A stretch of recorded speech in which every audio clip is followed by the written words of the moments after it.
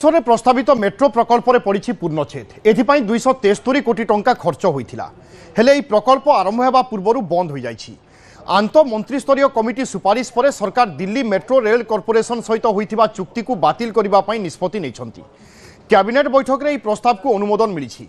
Metro बंद हेबा निष्पत्ति को समालोचना करिछि बिजु जनता दल। ओडिशा बोधे आ मेट्रो देखि पारिबो नाही। मेट्रो पई 273 कोटी टंका खर्च हेउथिला। राज्यपुरी डबल इंजिन सरकार सबुठ बड़ मेट्रो प्रोजेक्ट जी करूला दिल्ली रे से कंपानी आरंभ करता आउे विशेषकर ये जो 272 कोटी ये सरकार जनसाधारण रेवेन्यू पैसा समस्त टैक्स कर पैसा कारण सी खर्च होता जदि थेला आप डीपीआर परिवर्तन कले आहरी मोडिफिकेशन कले जदि कटक भुवनेश्वर आप चलैले कटक भुवनेश्वर पुरी चलैले पुरी जाजपुर चलैले पुरी नयागढ़ चलैले ओडिशार विभिन्न जगह जब चलता ना आहरी आम ये करता जदि प्रोजेक्ट को संकुचित करवा एवं कार्यक्रम आम न करवा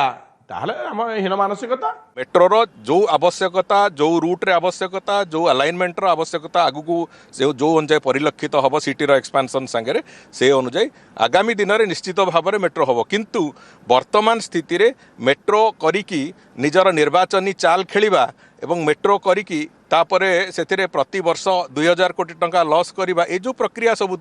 जो कथा को अंदाज न करिकी जो कथा को अणदेखा करिकी गत सरकार समय रे जबरदस्त करी खाली निर्वाचन रे लोकों को देखा जाऊ बोली से कथा को करथिले से कथा वर्तमान पई स्थगित अछि किंतु आगामी दिन में कौन भी समय रे सरकार निष्पत्ति नबा किछि मना नाही सरकार जे कोन समय निष्पत्ति भी नेबे।